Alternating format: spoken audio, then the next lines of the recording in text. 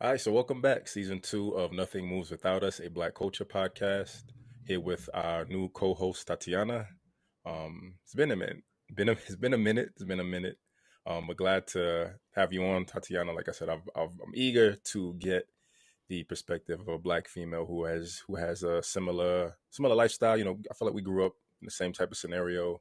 Hmm. Um, so it'll really kind of just spark and I feel like cultivate what we're trying to come across with this podcast, but also offer new perspectives, things that I would never, Thomas and I would have never may not innately like consider because we're just two males.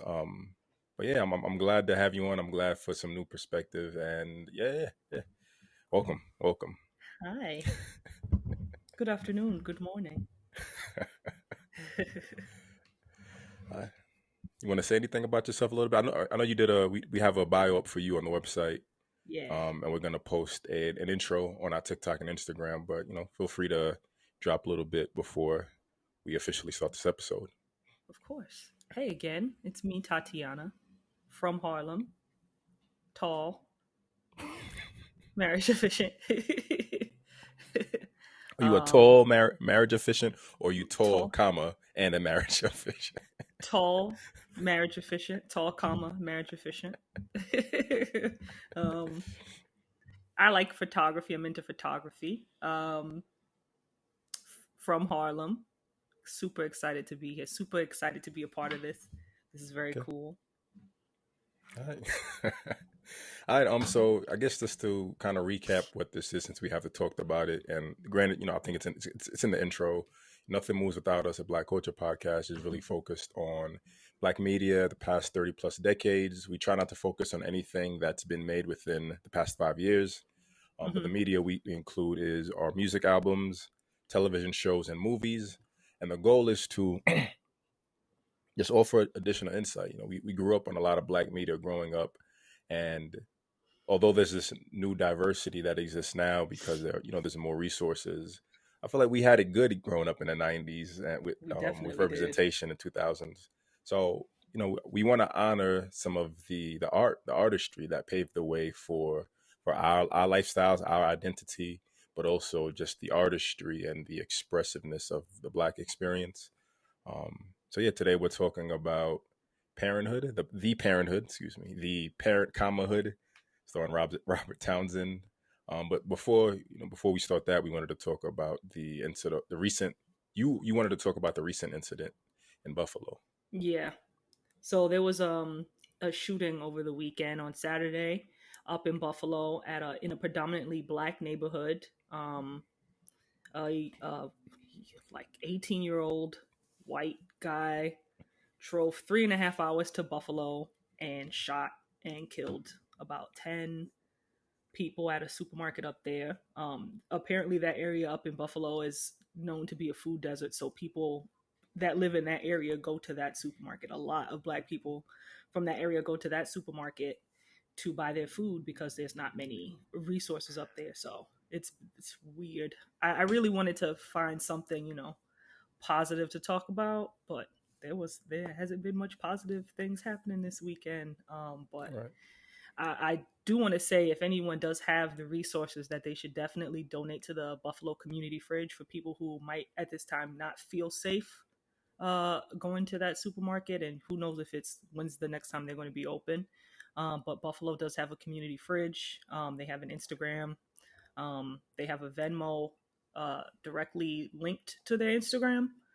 So I would say definitely check it out and donate if you can so that people can have the food that they need, you know? Right. It's there's a lot to kind of pull from what you said. You brought up the fact that it's a community desert. So you think about the type of, and is it a predominantly Black neighborhood? Yeah. I only have like surface news. Okay.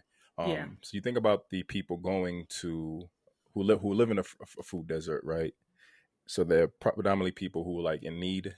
Like Hmm. that's one aspect of it. Like it's attacking people who are maybe lower income. The fact that it is targeted as a Black neighborhood. Yeah, I don't know. Like I'm like the choosing that specific area. It just seems particular, right?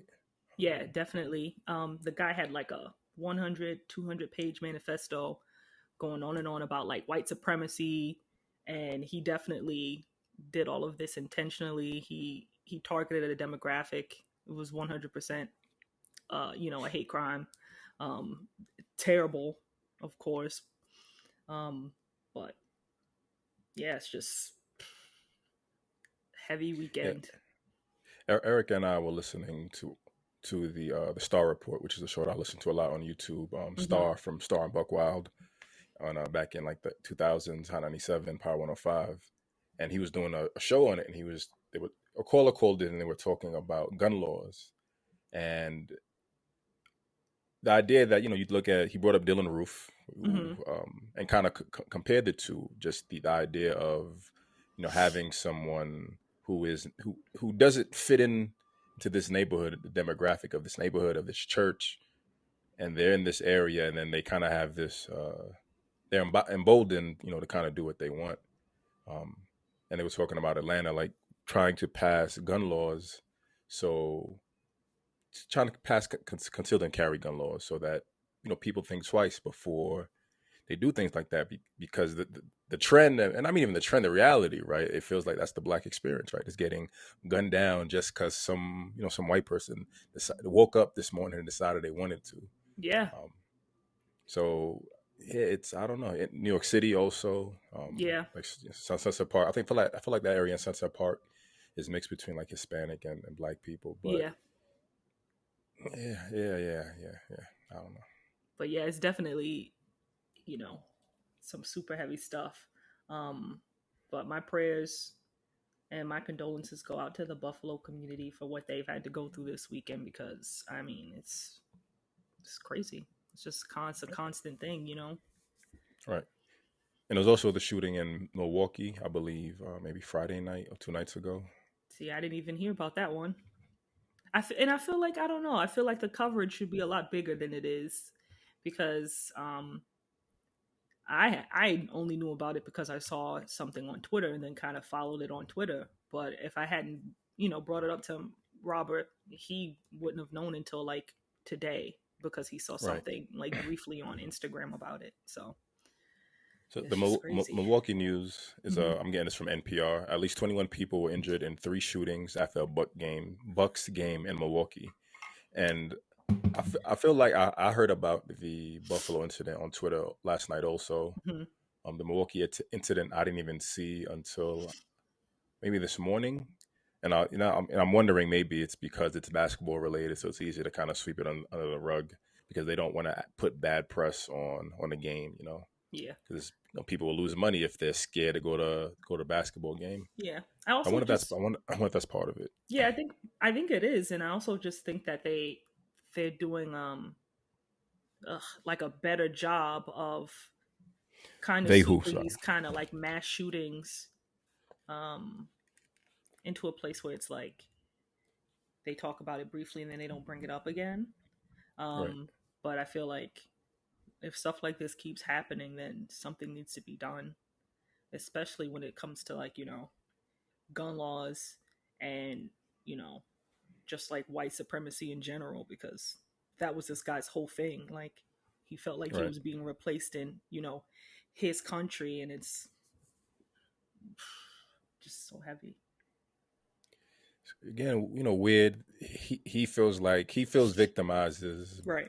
but he doesn't focus on his community. He takes it To a three different hours away. community. Yeah, exactly. I don't get it. I don't get it at all either. Yeah, like this. Let's try to transition into something more upbeat. The parenthood. Yeah, this is I thought about this show actually, initially when Thomas and I talked about it, but I think you brought this up. You wanted to do it, right? Yes, So, definitely. um, yeah, let's talk about um the show itself, The Parenthood. Right? It debuted January 18th, 1995. Hmm. Stars Robert Townsend, who I feel like has been well known and revered and respected throughout Hollywood as like behind the scenes director, writer. Hmm. Um, and it's him. It's so like, we spoke about 3 days ago, and you asked me what did I think about it. Yeah. I was like, I wanted to. I'll hold off. It's all right. What are your first? What's your first reaction to the show? Let's do that. I Robert Townsend. I'm just a big fan of Robert Townsend in general. And I definitely is because when I was a kid, my dad took me to see Meteor Man. Have you ever Yeah, seen Meteor Man? yeah. I see. Meteor Man is like it's so ridiculous, but it's so like but it's fun, and it's not just fun.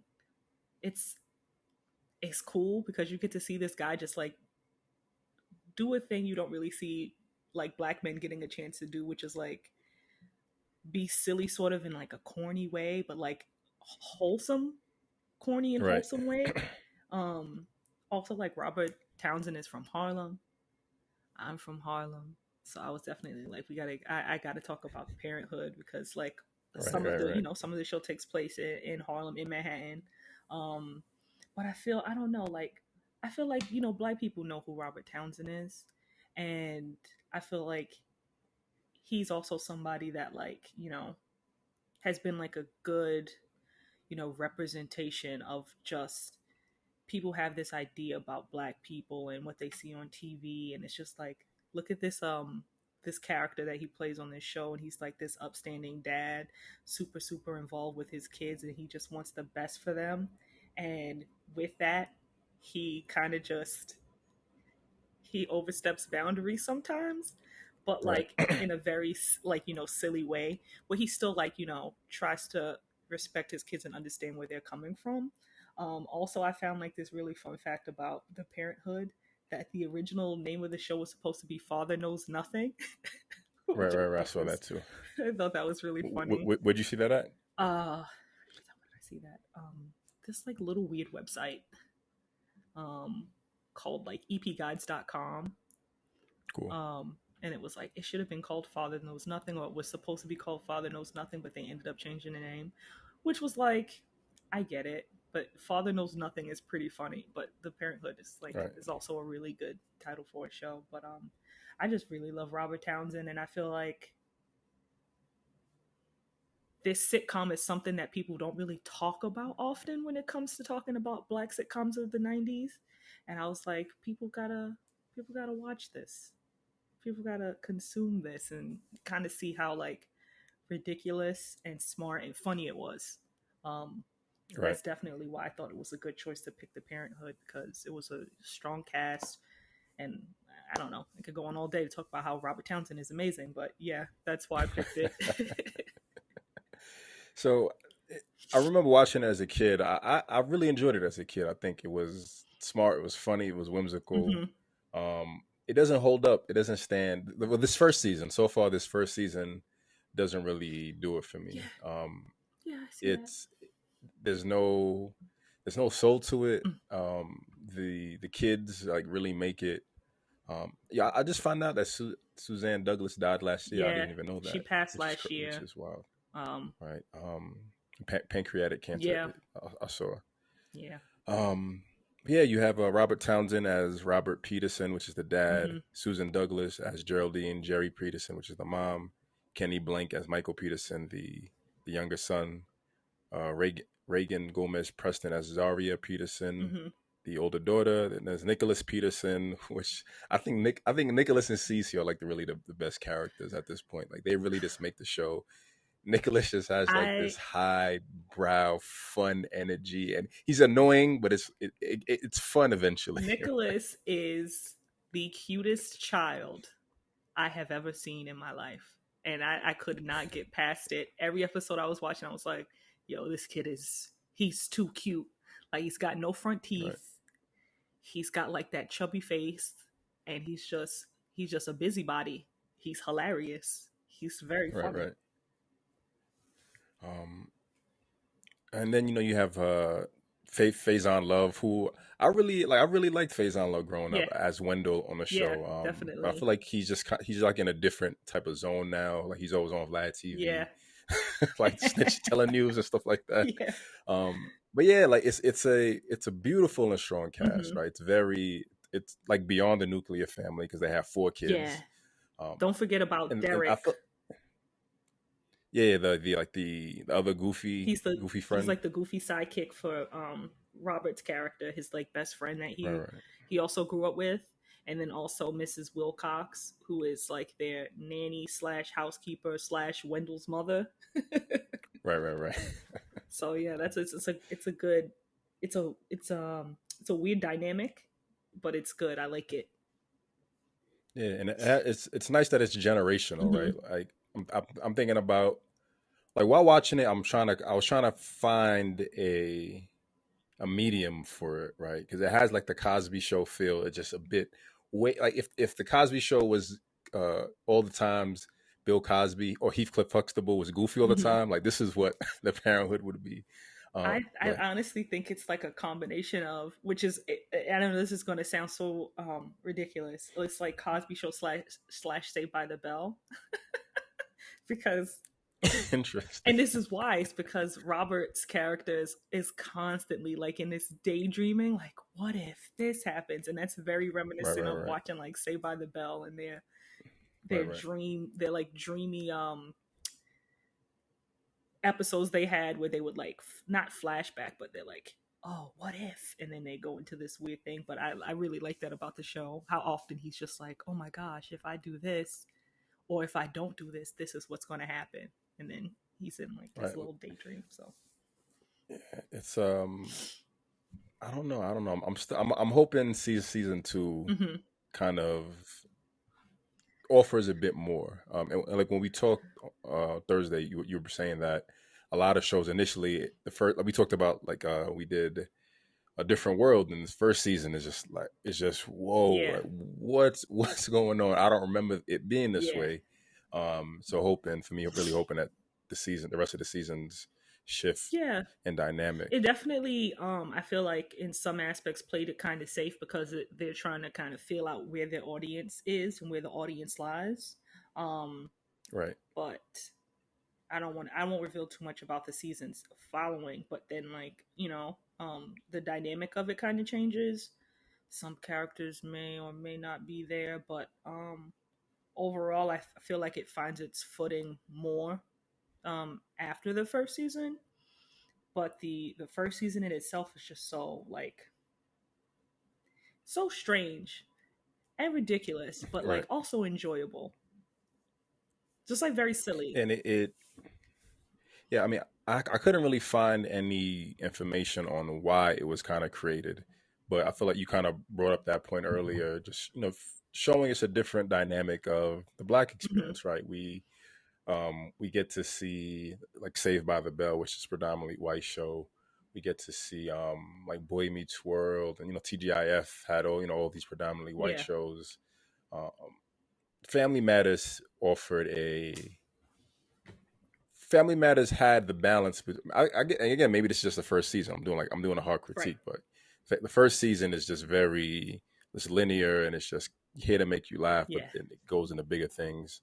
But this just feels like an oddball, goofy, fun show, which I think it's important, right? yeah, 'Cause, again, it definitely. shows a different layer of what the Black experience is and can be, and it takes away the need to make it so serious, right? I think that's what it really boils down to, Yeah, right? Like everything regarding Blackness doesn't have to be too serious, but then you get shows like Homeboys in Outer Space, exactly. and it's like it's good for what it is, It's right? good It's for good what for it what is it because is. I feel like when you like really tune into TV and stuff, you get to see like these very ridiculous like shows with predominantly white cast, like Saved by the Bell, and you don't really have to give it a second thought on whether it's like silly. You're like, oh well, let's just Saved by the Bell. I feel like with Black TV shows, you really don't give that kind of shot to just have like a silly show that kind of may not be like, every episode is supposed to be where you walk away like, wow, that was super, super profound.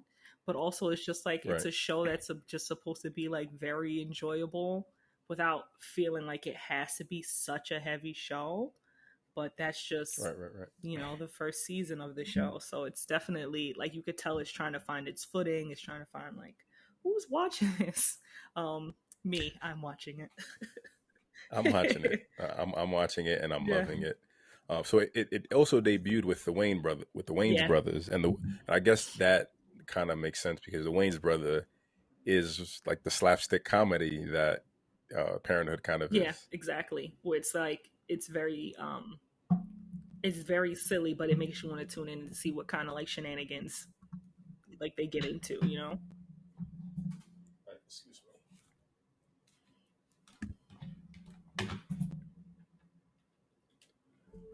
me. Um, so how did you feel about the imagery, the visuals, the writing? Anything kind of stand out to you, or does it feel very The general? visuals are pretty straightforward, I guess, because it's a situation comedy, taped in front of a live studio audience. So it's definitely like, you're watching it and it's a sitcom. So it's the same experience as watching Family Matters and beyond, so on and so forth. But definitely my favorite thing about the show is how often they have Robert just daydreaming. Robert Peterson is a daydreamer, and his mind goes to the worst, the worst case scenarios constantly. I also just really like the fact that in those daydreams, um, they go the route of we're going to use the same exact cast in these daydreams. So Mrs. Wilcox will be Oprah in this daydream, and Right, right, right. they don't they don't I love that. I love they that too. don't bring Yeah, anybody else, and it's just the same the cast itself, um, pretending to be other people or just being themselves, which is great. But I think that's like my favorite part of the show is how often he's just like, oh my gosh, if I don't do this, then Zarya is going to do this. And then it's this daydream that's so out of control. Like the furthest thing from what his children would actually do, or his wife would actually do, or his friends would actually do. But he needs to avoid it by all means. And there's really no need for that. So he's like an overreactor, but that's definitely my favorite part of the show. But like most sitcoms, it takes place in like a house, um, super small set, like the same rooms, the kitchen, the living room. Um, but yeah, definitely just your basic run of the mill situation comedy when it comes to how they shoot it. right. Yes, I kind of feel this. I guess the daydreams are like what really elevate the show's Hmm. experience. I think without the daydreams, they might feel the shows would feel Yeah, kind of dry. definitely. Um, and having, I guess I really see why you love the daydreams. It really just adds that additional element, and it allows the over the top comedy to go even further Yeah, over the top because of it is his wild exactly. imagination. I'm thinking His of daydreams justify um, his actions. So you get where he's coming from. You're like, I see why he right, did that because he's a little bit crazy. right, yeah. I'm thinking of the last episode of Hmm. season one where he imagines Zarya getting pregnant by Ice Milk's kid or something like that, and she comes to the door. She's pregnant with one And baby, he has and Ice Milk. two babies. Yeah, he has two kids, and then he has a baby carriage, and then while she's there, she's giving birth to the Yeah. fourth kid, and they're like rapping Lamaze to her. And that's the Yeah, thing too, I because like get they it. I also get just bring in resident bad boy Lamont Johnson, who I don't know if you like are familiar with Lamont Johnson, but he's always in everything as it. like the bad guy. And then they bring him on to be like this rapper who's like just a really bad influence. But also with episode, that's the last episode of the season. Apparently, that was supposed to be the first episode of the season, or it's a probability that that was supposed to be the first episode of the season, for Parenthood. But also, like, there's so many guest stars in that first season. Like, I can't even be mad at how ridiculous the show was. Like, they had Coolio. Coolio Right, was on right, right. episode 13. Just I feel like Coolio was like a resident guest star in like all the yeah, he was on shows. Martin. I kind of feel like He was on this. yeah. You know, and I guess it's because he was in LA, right? Like he Hmm. lives in LA and he has I don't know. I feel like he Coolio might be like the first pop rapper. I think, right? I feel like Coolio is more I think pop he was like than a lot well than received, especially because of Gangsta's Paradise. Maybe I don't want to speak to right. that though. And then someone's like, "No, you don't know Coolio." But but he was on there. They had a lot of guest stars on the show. Like I was going through it. I was like, whoa, is that? Is that? Is that? And it was. It was all these people. Gilbert Gottfried was on the show. Yeah, yeah. Or rest Rest in in peace peace. to Gilbert Yeah. Gottfried. Recently passed Yeah. away, right? There was that older black woman from 227. I'm gonna look it. Oh I'll yeah, look it she's up on right the now. episode with the neighborhood watch. Neighborhood I can't. I Watch, I couldn't think. remember her name, but also like Helen Helen Martin. Martin. Yeah. I wrote her name down too. Yeah. Who was it? Lawanda. Yeah, Lawanda Page, who's on the eighth episode. She's also like a staple in so many like black TV shows and movies, playing like the small character of like the older woman that's a little bit like out of her mind. She's the one that catfishes Michael. She catfishes Michael. I don't think I remember that. She I don't think I remember. There's That's some funny. catfishing on this show too. Uh but it's like so many because Dion Richmond's on there. He was on the Cosby Show.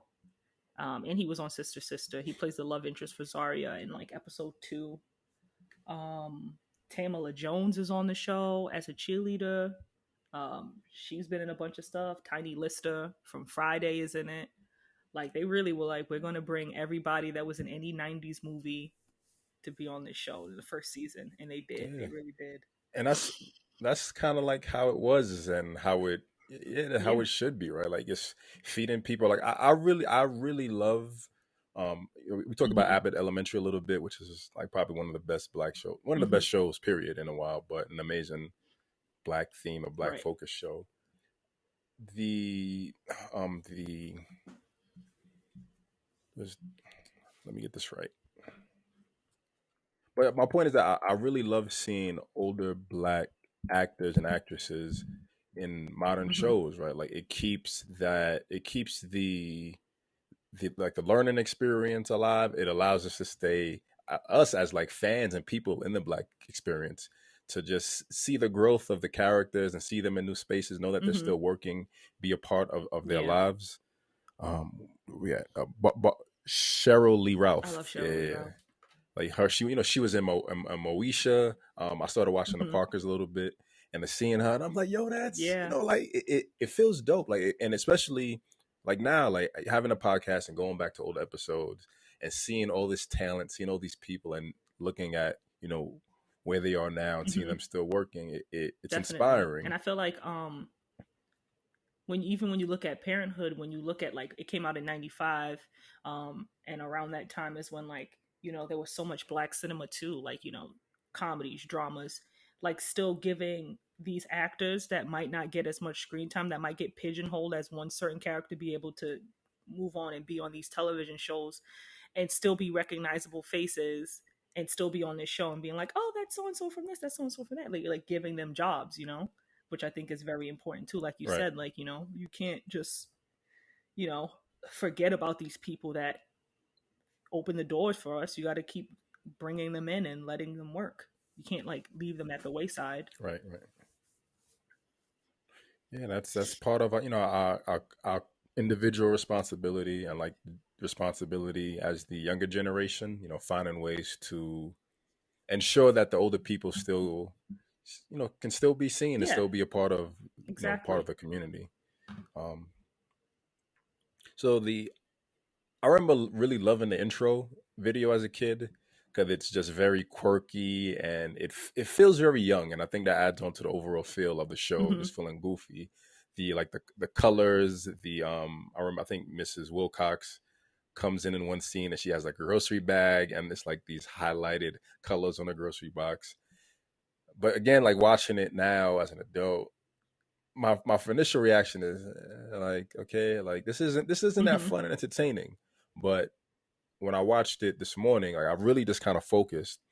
I was proud of the black love aspect, right? It's Yes, the definitely. father, the wife comes down, kisses her, giving the kids like, I'm in control. Father knows best, right? Like Hmm. don't eat the cookie for breakfast. Have this his apple. You see Yeah. Nicholas like, oh, what is like you said, his Oh my toothless god. self like, oh, No front um, teeth. The whole first season is just so cute, man. Like, oh and man. the friends come by. It. I think that's really it. Yeah, like evolving from the thought of initially just not thinking it was all that. because it doesn't live up to it, but really seeing the message behind it. And again, it's the community aspect.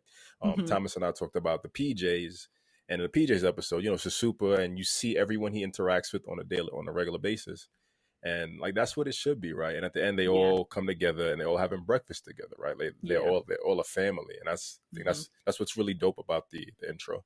Yeah, and especially what you said about like Jerry and Robert's like relationship, where you constantly are aware that they're like in a happy relationship, they're in a like healthy relationship. He doesn't always like they don't always see eye to eye, but they're always very respectful of one another. Right, They don't really have a lot of conflict in this first season where they're like butting heads so terribly that it can't be resolved, or you're like, oh, Robert's being such a jerk, or Jerry's being such a jerk. You're just kind of like, right. oh, they have differences of opinions. This is obviously like a misunderstanding rather than like a lack of communication. So that's nice to see too. Like it's like very healthy. Where like when you watch Martin, which I will, Martin is one of the funniest TV shows ever created. But you see, like Gina and Martin's dynamic is very different. It's not healthy, but it's very funny. But with these two, they love and respect each other, even after 17, 18, 19, 20 years of being together, being married, having teenage kids, having a toddler and a not child age, school age kid. So that's really nice to see that it's like they're still like very lovey dovey too. And did anything within the intro kind of stick out to you? Did it feel nostalgic? Do you remember how you felt about it as a kid watching it initially? Um, the intro itself is just like never really like spoke to me like that. I always thought like always watching the intro, I always thought like Zarya had like the coolest clothes. I know that. I was like, yo, Zarya be dressing to the nines. She always looks so cool. And then that's really most of what I took from it. And that's pretty much it. With the intro, it's like the song was really catchy, but in itself, it was just like I was just like, Zarya's, yeah, yeah, exactly, it is a dope instrumental. I can't front. I like yeah. it. It's cool, but then I'm just like, all right, let's start the episode. Yeah. It has like a nice hip hop feel to it, It which I does. mean everything does, right? But Because yeah, Robert yeah, yeah. Townsend, I feel like he does such a good job of you know letting people know he's for the culture without overdoing it in like a I wouldn't say, I was gonna say overdoing it in a corny way because Robert Townsend is like kind of corny in this first Yeah, season, yeah, yeah. but like in such a wholesome, nice way. Like you're not like put off by it. You're like, oh, he's a dad and he's trying. Right, That's right. all I can like take I, from it. I love that description. I feel like that's a great way to kind of sum him up, but also transition into the characters and what we thought about them. Yeah. So you said Robert Townsend is just a dad and he's trying. So let's hear more about what you feel about Robert and any of the other characters, anyone that stands out, or you Um. just can't stand you. Okay, so Derek was very hard to like. I will say that. I feel like He's like Cole, but not he's as he's not. creatively Yeah. corny and dumb as Cole is. Like Yeah. Cole is like a special unintelligent. Derek is just Yeah. very generic You're unintelligent. like Yeah, he Derek. That's enough. We've got Wendell for this. Um. But I did think Robert Peterson's character always stands out for me because he is just you can tell he's just his first priority is being like a really good dad and a really good husband, and everything takes a back to that, which is really cool to see. Like his his career is important to him, but his kids are like number one, and also just making sure that his wife is happy, which is really cool. And I think like Suzanne Douglas as Jerry was just like she's so beautiful, and like this hairstyle she has like the first whole season, the short like bob of braids is just so cute. And she's also like a law student, um working to get her degree, and he's super supportive of that too. um I like the dynamic between Zaria and Michael. I also like that they all have like very plain names except Zaria. They're like Michael, Cece, which I'm sure is probably short for Cecilia, Nicholas, and then there's Zaria. Um, Zarya and Michael's dynamic is really funny because it's just two siblings that can't stand each other, and she lets those short jokes fly. Like it's like Right. all she does is make fun of how short he is, and that's always really funny to me anyway. Um, but overall, like the entire family is very, very. It's like a very wholesome um relationship. Even Cece carries, like you said, Cece and Nicholas are like they're not super super huge parts of the show in a sense that they have a lot of dialogue because they are so young, and Cece especially. But whenever she's talking, you're like paying attention because she's funny. She's a funny 3 year old on that first Right. season. I also really like Miss Wilcox. I feel like she should have been utilized a little bit more because she is very funny. And Faison Love as Wendell is just like a delight. That first episode, I can't remember what he was going on and out, but he just kind of like stared out into space and he was just being extra weird. And I was like, this is the first episode. Y'all were willing to take this chance with Faison Love, and it was worth it because he's definitely like hilarious. What did you think of the dynamic with everybody on the show? Who do you think is your favorite character out of everybody? Um, I love hate Nicholas. I love hate Nicholas, and I think part of it is I'm wondering if I see like myself as a kid in him, even Mm-hmm. though like I wasn't toothless and like chubby as he is, but just like greedy, like him.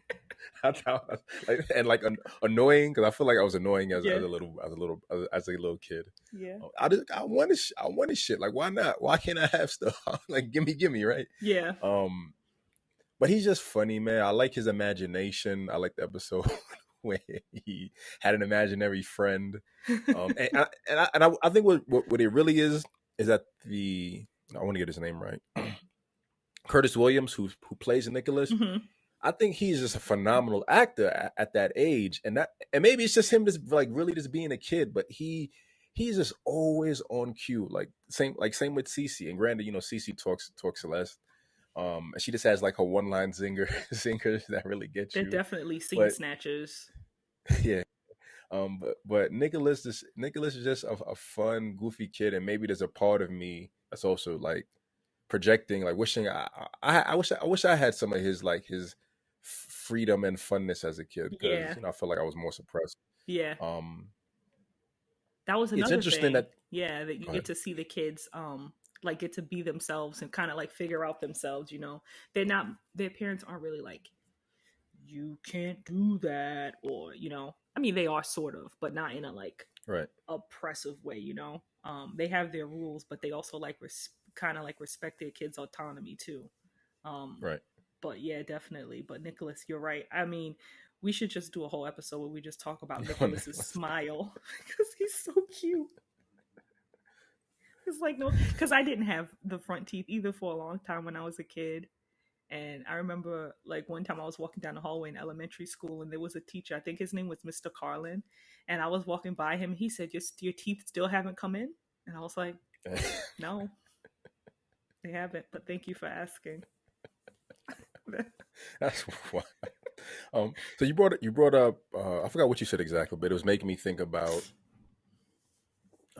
just like number one what the family represents, and I Mm-hmm. think part of my challenge in watching the show was that they represent a middle class Black American experience Mm-hmm. that um I didn't have, and just I understand that it's the art, but it feels just so just far fetched, right? This like Mm-hmm. the experience itself. Like how many of us have met how many of us have met the Cosby Show family in real life, right? How many of us have really met the Parenthood family in real life? We know the Wayans brothers, right?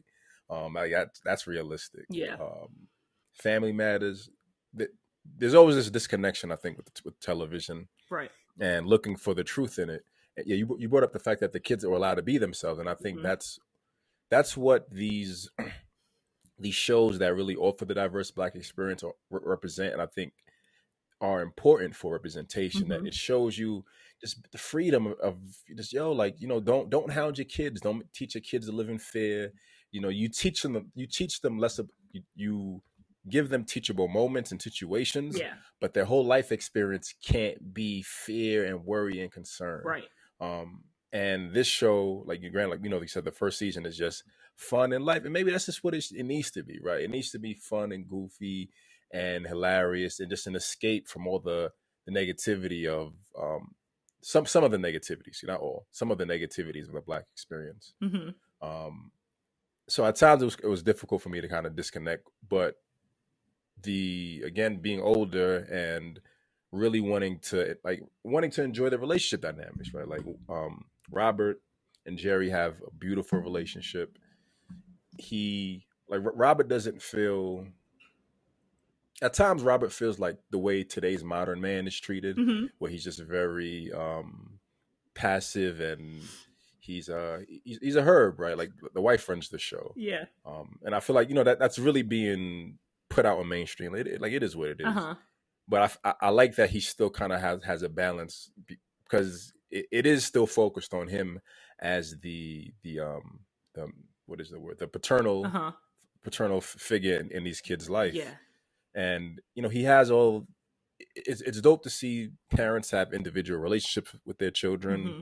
It's dope to see how the children's cooperate, like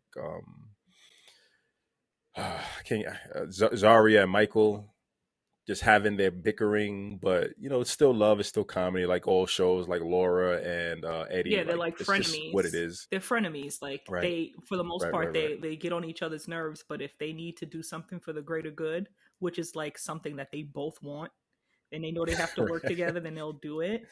Oh, I'll charge you for it. Yeah, You got. exactly. But the thing I feel like with Robert's character is more like, which they don't touch on this season, and I can't wait till we start watching like second season and forward, is that he didn't have such a great childhood. That's all I'm gonna say about it.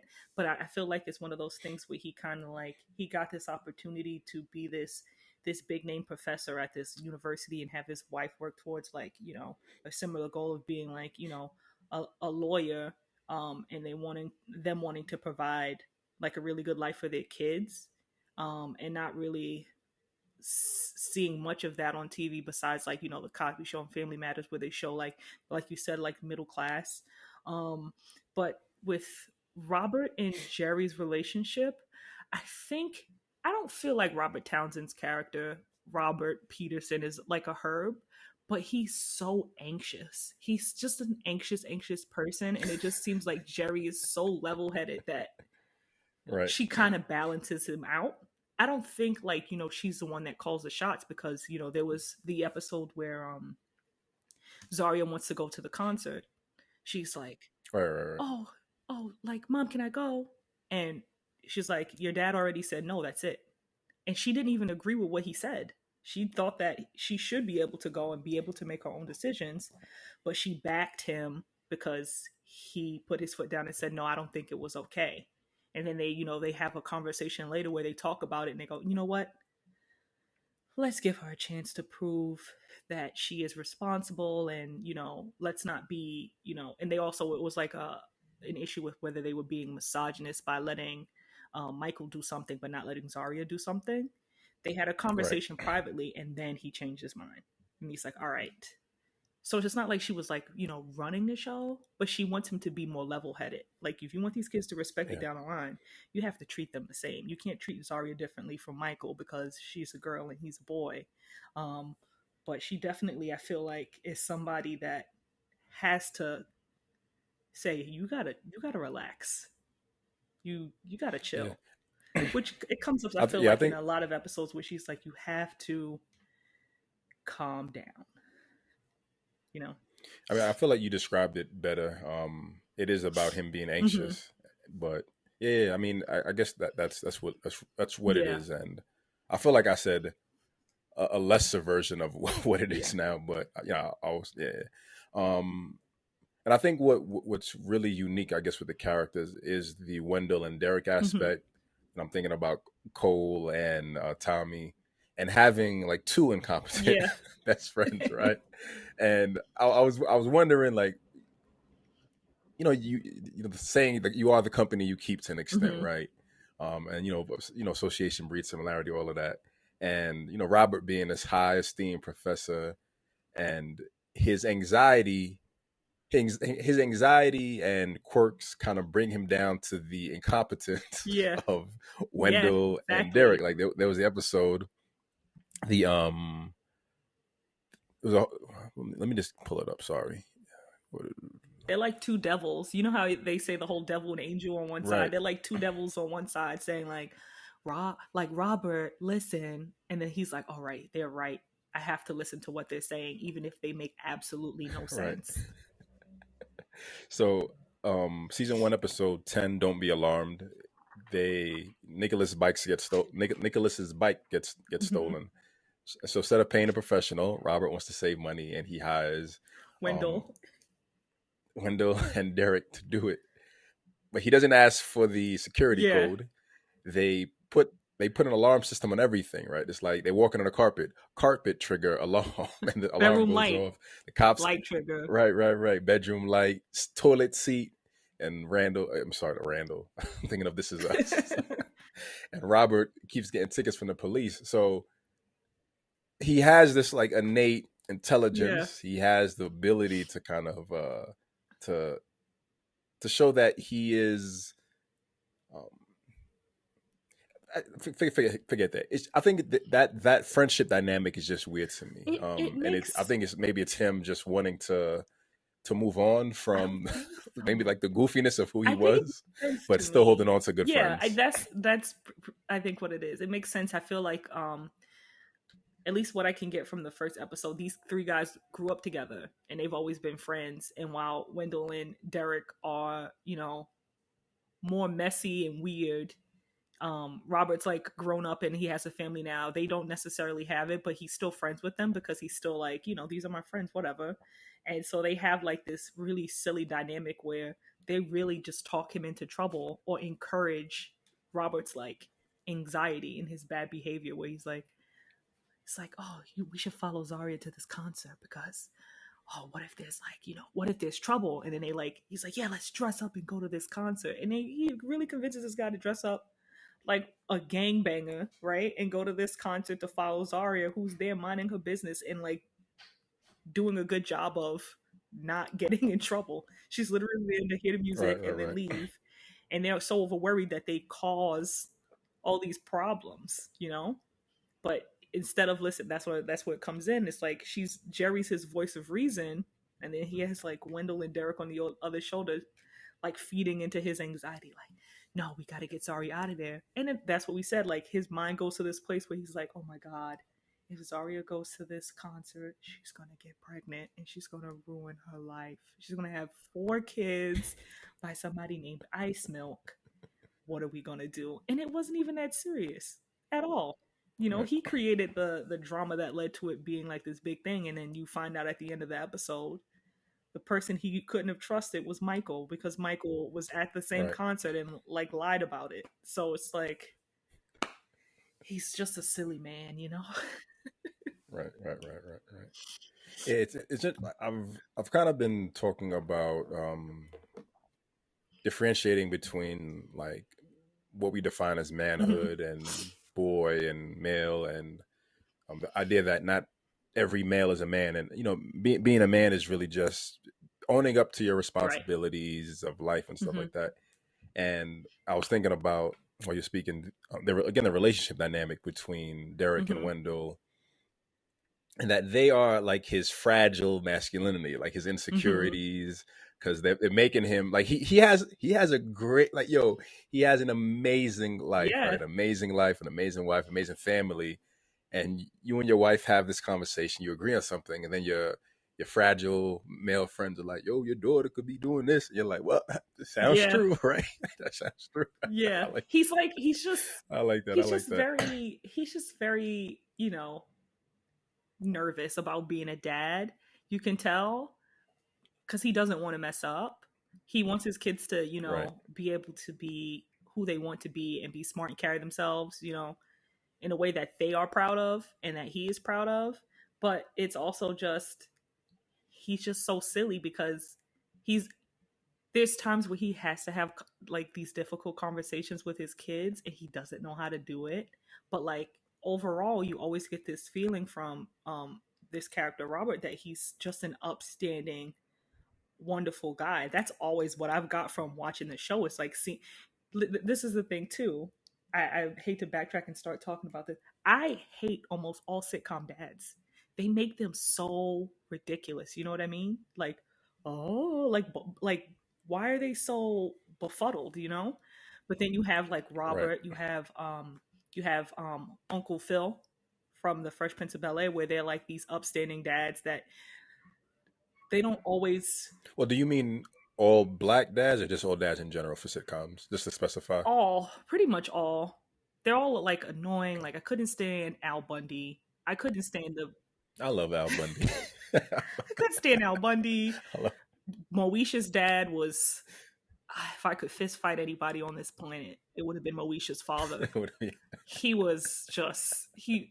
Well, we're not talking about Moesha, but but okay. Pete, like Robert Peterson was just like all around this upstanding guy, but was just such a worrywart because there's one episode, what's it called? Bite Me, which is the episode where he's supposed to have the sex talk with Michael, and he just doesn't know how to do it.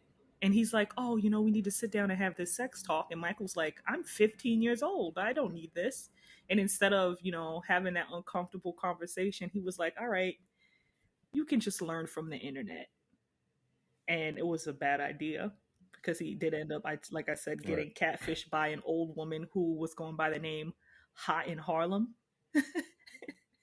um, Was it you? You in Harlem? Was it you? but like he freaks out because and that's why I say Jerry's like she's just a voice of reason. She goes, hey, they were handing out condoms at Michael's school today. And the first thing Robert says is like, we have to call the police. We have to call the police. And she's like, no. Did you have the sex talk with him? And she was like, well, he was like, well, I got to the pollen part and maybe I mentioned some like skunks. And she was like, you have to have a talk with him about it.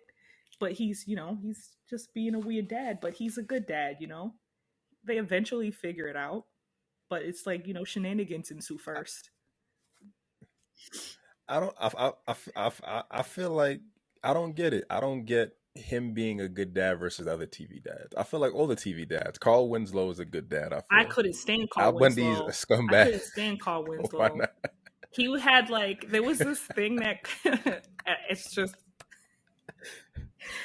he used to make this face. I swear, he used to make this really like face whenever he was talking to When he shake his head Harriet, and be upset, and I'm just like, he yeah. overstepped boundaries in a way that made his kids like very mad at him. Like with Laura, with Eddie. Like, remember he kicked Eddie out? He kicked Eddie out at one point when Eddie went to college. But like the dads always make me upset on these sitcoms because they make them so hard and insensitive. But like I feel like Robert's character is always, at least through this first season, willing to learn, willing to listen early on. Whereas with other TV dads, these bad things have to happen first.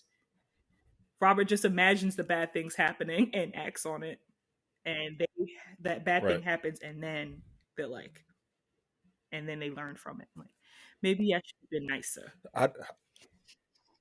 How did you feel about Bill Cosby or Heathcliff Huxtable? I haven't watched the Cosby Show in a very, very long time, but when I did watch the Cosby Show, I did like Heathcliff a lot, because he was a funny dad, and he wasn't like I guess insensitive as a lot of dads are portrayed to be on TV. But it's been such a long time since I've watched it. Like, I was just always thought the Cosby Show was very, very funny. I really like the dynamic on there. But yeah, I would say Heathcliff and Robert, Uncle Uncle Phil. Phil. Those were always really good dads.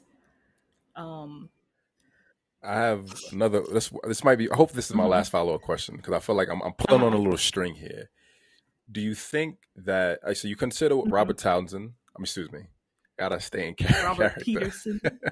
Robert Uh-huh. Robert Peterson, right? Mhm. College professor. Uncle Phil, Mhm. lawyer. And who's the third person? Mm-hmm. Heathcliff Huxtable, Mm-hmm. a doctor, right? They're all dads that you like. You like the way they're presented because they're fair.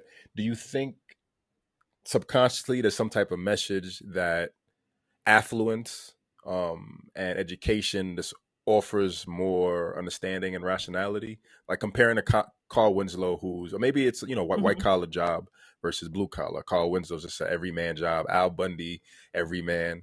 Do you think maybe the white collar aspect offers something socially in the TV shows or just in real life? I know, I Yeah. don't think so. I feel like it definitely leans more in like when you think about it to their upbringings. Not sure about what Cliff Huxtable's upbringing was, but I think Robert Peterson's upbringing and Uncle Phil's upbringing, they're from like the hood, and then they moved forward.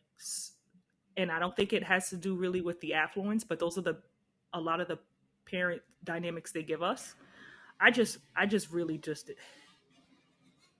hated Carl Winslow because of his pompous face.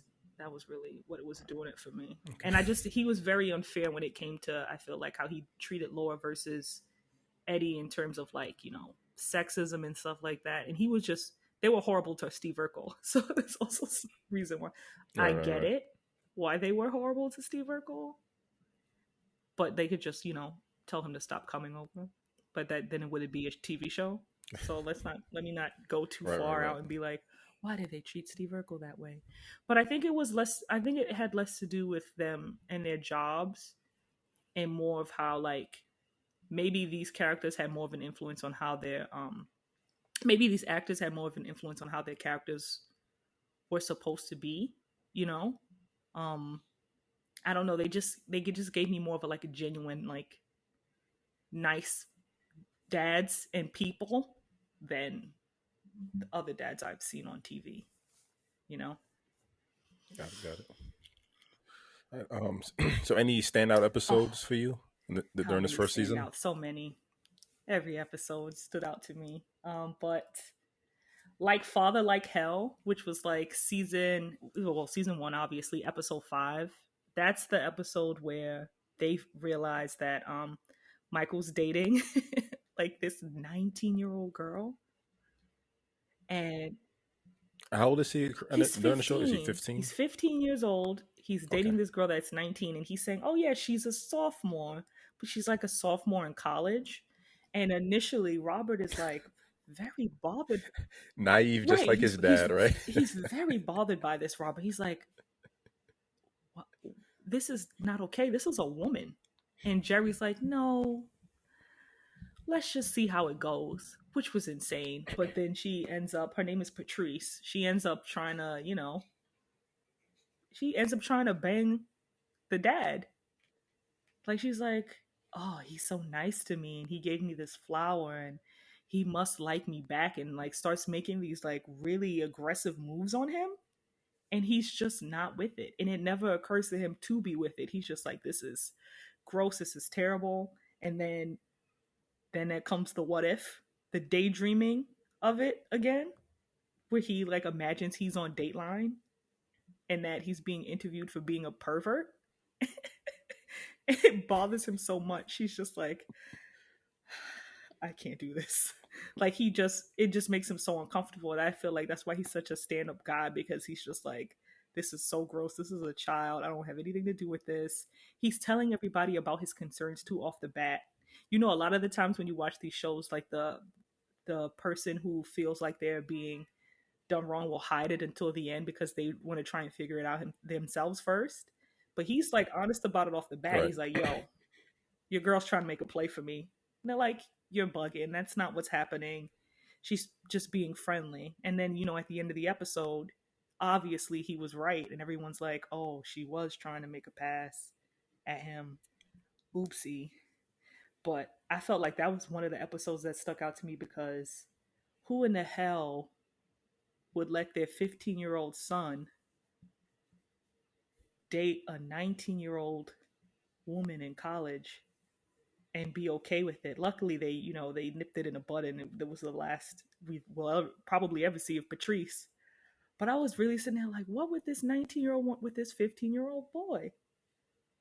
And why is Jerry, of all people, seem to be cool with it? you know, that was really something else. But Right. even in that episode, he was just like, I'm trying to do what's best for my kids. I don't like this dynamic at all. He makes his concerns like known very early on. I feel like in the first 5 minutes, he's like, this is too weird. I don't like it. I forget, did the parents know that she was a sophomore in college, or I did they think just they assume it? assumed off the bat that she was a sophomore in high school, and then when she says that she, attends NYU and she's 19, then A I mean sophomore in high school sophomore and in she's college, 19? and she says that she's Okay, 19. That Robert's like, "What do you want with my son? He is a boy."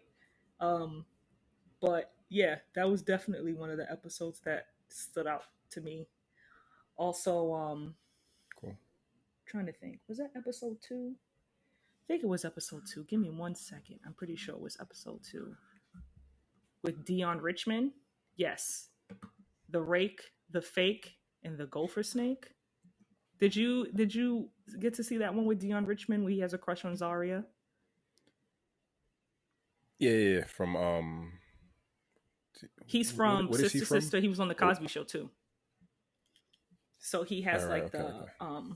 he has the crush on Zaria, but he's a friend of Michael's, and then he decides Right. like, oh yeah, I'm gonna go for it. And then off the bat, like Michael, yeah, Troy, there Michael we go, and Troy. Robert are like, we don't want this to happen because he seems to be like a womanizer, and Bazaria just wants to try it out. She wants their trust. So she goes, but then she realizes that they're watching her every move. Because she feels like she's not being trusted enough, she starts making it seem like she actually does like Troy to just to piss them off, which Right. I think is very funny. And he was also, apparently Troy was very boring and she really wasn't interested in him at all. But I felt like that episode was pretty good too. Um Dion Richmond, handsome young man. He's always also been a cutie pie, I feel. Um but yeah, I really liked that episode too. Which episodes did you like? I feel like that or stood out to you. Like a lot of the episodes stood out to me where I was like, wow, this is ridiculous. I love this. I like Mm-hmm. I liked episode 3, Pizza Man, only because it's nostalgic, and I Mm-hmm. just remember watching it as a kid, and that's when Michael is just going through different jobs, and Robert decides, like, Robert Yeah. bets him that he can do his job for like the end of the week, but he finds out that Michael is working at the pizza restaurant, and that's when Guilford Godfrey stars. And it's just like, it's like the peak of like Yeah. slapstick comedy, right? He starts off, he's making one pizza, he's like sauce, cheese, and he has his little conveyor belt line, and he memorizes everything, and then people start coming in, the Yeah. orders start coming in, and then he tries to make like a conveyor belt full of pizzas, and And he he just puts him on the messes it up, of floor. course. And he makes the pizzas on the floor. Right, But right, also, like, Gilbert yeah, Godfrey hates Robert because he failed him. And that's why he works at the pizza restaurant. right. I like the anniversary episode just because, again, Mm-hmm. it's the dynamic of Robert and Yeah. his two bozo friends, right? He's like, "Yeah, I'm gonna tell her." They're like, "No, don't tell your wife. Listen to Right. single me. Don't tell your wife you got her this and that. Like, nah. Ruin her day, make her miserable, right? Because like it makes no sense, right? Like, who does your wife live with? Who she gonna be You. upset at? And then yeah, and then it's always at the end, like at the end of the episode, Uh-huh. there's like a snowstorm, and he makes a reservation on a fake name, and he's like, no, like I planned it. Listen, she calls the restaurant, and since he put it under a fake They're like, name, no, his there's no name isn't there. reservation. Like it's funny, right? It's funny, Yeah. small little things like that, and then at the end of it, Derek is like, happy anniversary, happy anniversary, Jerry. See, I remembered, and like Yeah. your friend shit on you, but he doesn't learn his lesson not to listen to them.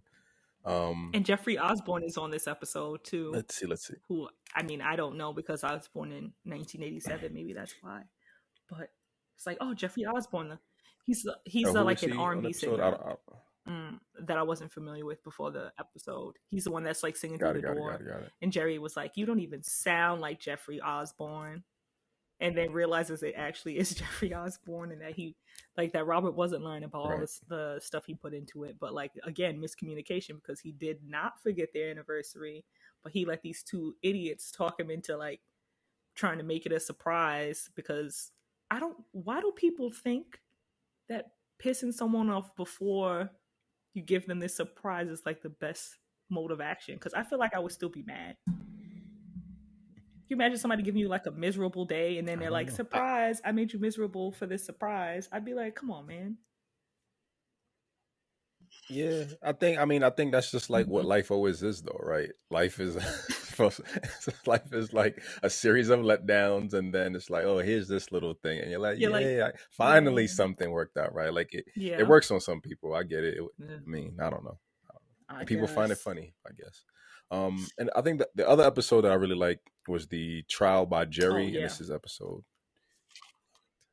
number 9, and this is I think Mrs. Wilcox is the judge, and the case is whether Zari and Michael can have a Yeah. party while the parents are gone, and it's just fun. Like it's fun, it's cute. Mm-hmm. Everyone is kind of involved in it, which I really like episodes where you get to Mm-hmm. see everyone interact. Like the main characters interact in one scene together. Like I think those are very important and powerful episodes.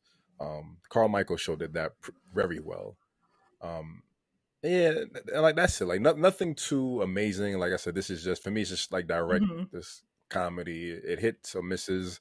I I Mm-hmm. snickered a few times, honestly, but I think for this first season, I've really just been focused on important Right. themes like representation and the, whatever additional artistry I can Yeah. pull from I it for like definitely think it inspiration was and one of message. those like I said, like I said before, with these first seasons of television shows, they really do play it safe in order to kind of like get their foot in the door and be able to have a second season or a third season, you know? So this definitely Right. played it like very, very safe because they don't talk much about like racism. They don't talk much about like um, inequity or inequality or anything like that. But you can see, like I said before, like they're trying to establish, an audience and kind of see what's the next steps after that. Like they definitely played it safe. Um, but I definitely think that, I mean, I giggled. I laughed. I thought it was cute. I thought it was really cute. Yeah, I mean that's Yeah. always what's most important. Um, so one thing that Mm-hmm. a note that I wrote is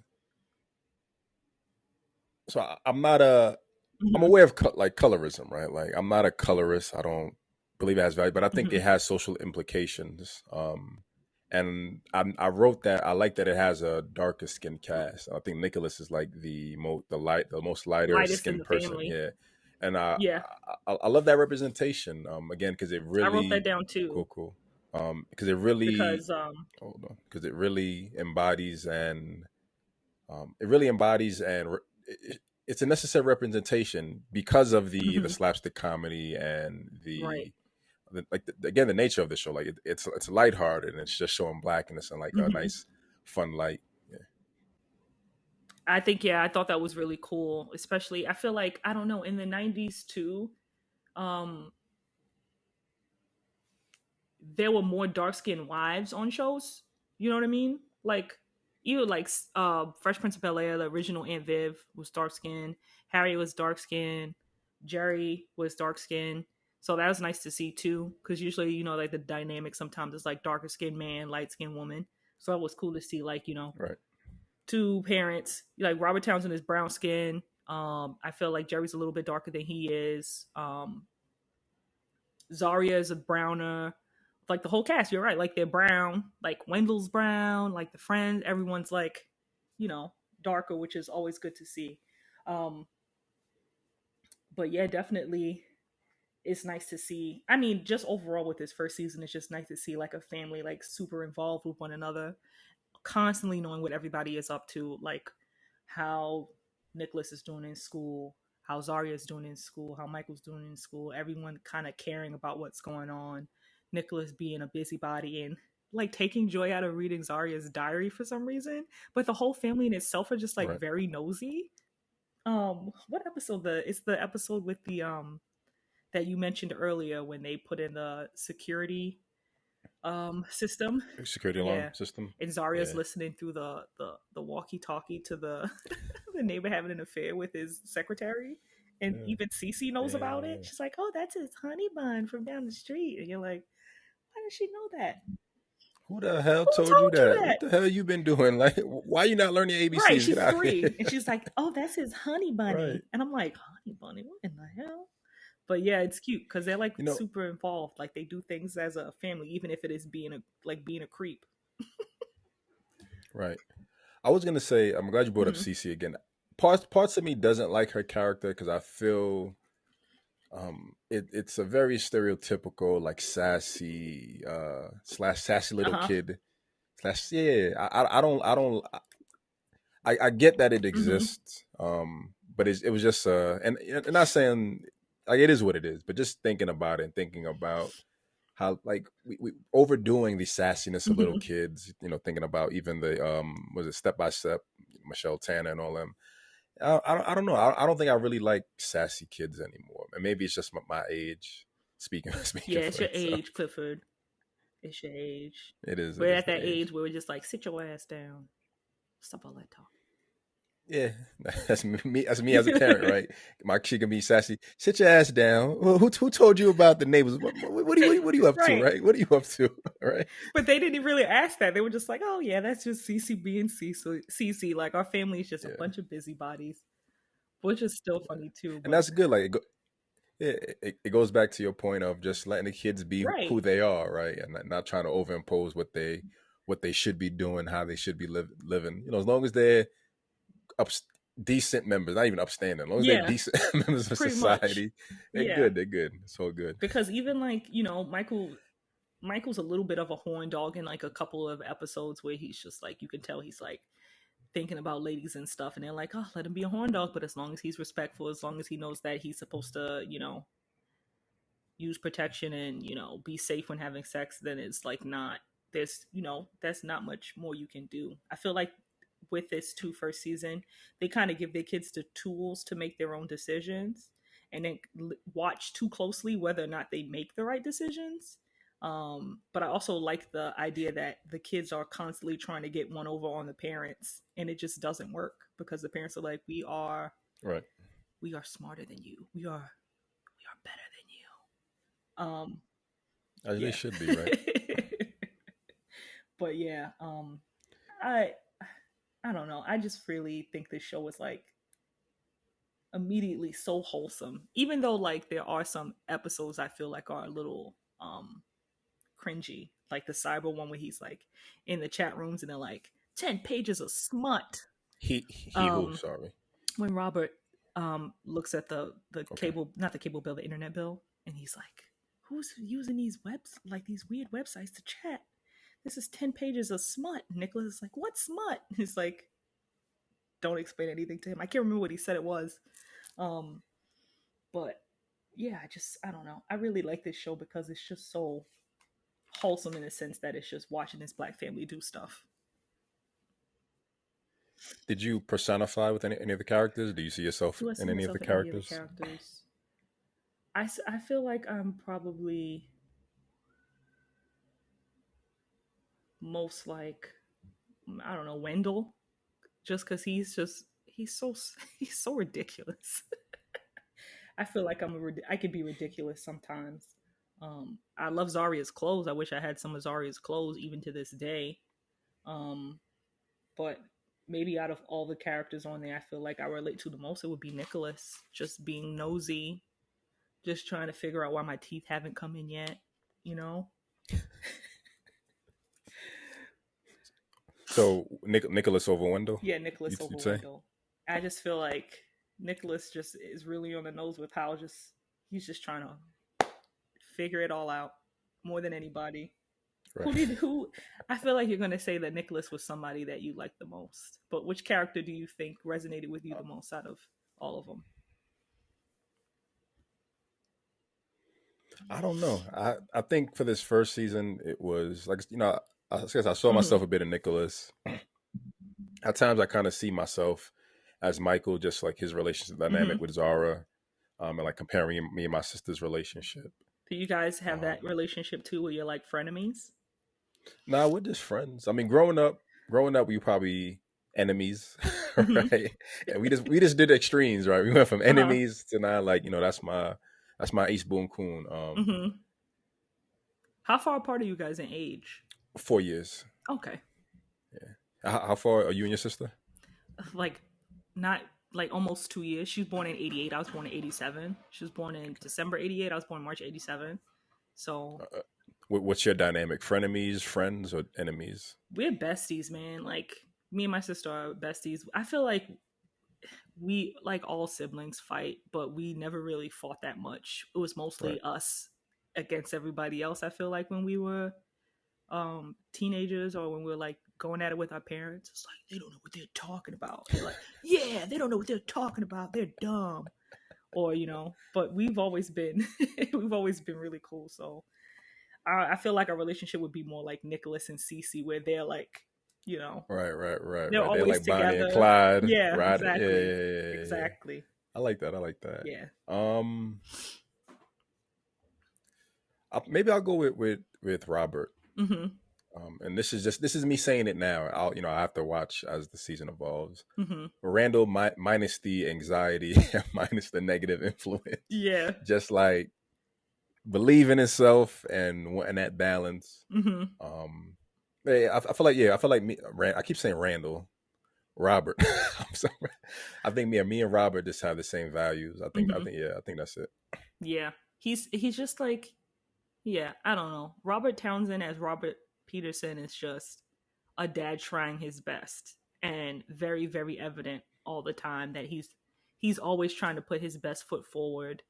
Um and you know, luckily he has like a wife that's also, like I said, his voice of reason or whatever, but he definitely is like such a gives off such a stand-up guy kind of like attitude, and is willing to learn, like I said before. But yeah, I just really like Robert Townsend. Cool. Any final points before we wrap up?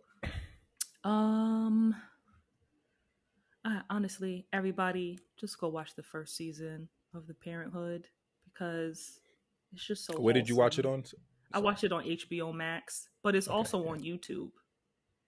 For um free? yes. Oh wow, that's cool. Yeah, I found that out probably 15 minutes before we started this because I Cool, cool, cool. re-googled it and was seeing like what else is it on. But it's definitely on YouTube. But if you want to see just like black people doing stuff, just regular old family stuff, and just every episode, not every episode, but a lot of the episodes of this first season had a lot of really great guest stars. And just to honestly see Nicholas, Nicholas, wherever you are, I'm your biggest fan. Um, you're the best thing in the world. Also, just seeing Yeah, the Wendell's best stuff. best thing He in is the the best world. thing in the world. Faison Love is great in this too. I haven't seen Faison Love in much things in recent years because I'm like you. I don't actively look to see what Faison Love is doing. But him as Wendell on this show is like it's very funny. And shout out to whoever plays. You know what? I'm not gonna say whoever plays Mrs. Wilcox. To the woman that plays Mrs. Wilcox. I can't find her name off right now. I wish I did have it. I'm gonna look it up. Mrs. Wilcox was like, I feel like she was so good and weird. Do you know her name off the top of your head? Don't. Sorry. Oops, let me look I it should up be for able to you. pull it up. Carol Woods. Okay. Carol Woods. She's great on there. She's just overall very, very funny, very, very expressive. Um, but yeah, definitely. definitely watch this first season if you're a Nicholas All right. stan If you're a Nicholas thing. like me. All right. So our next episode is going to drop. So we're no longer doing Clubhouse recaps right after the first season of TV shows. We're just only going to do it toward the end once we wrap up everything, and we're gonna transition to actually doing YouTube lives just to kind of make it a bit more interactive and fun. But our next episode after episode 1, which will be focused on seasons 2, 3, and 4, will be June 2nd. Yeah, so that's all I got. Thanks for rocking out with us. Peace, peace. Bye bye.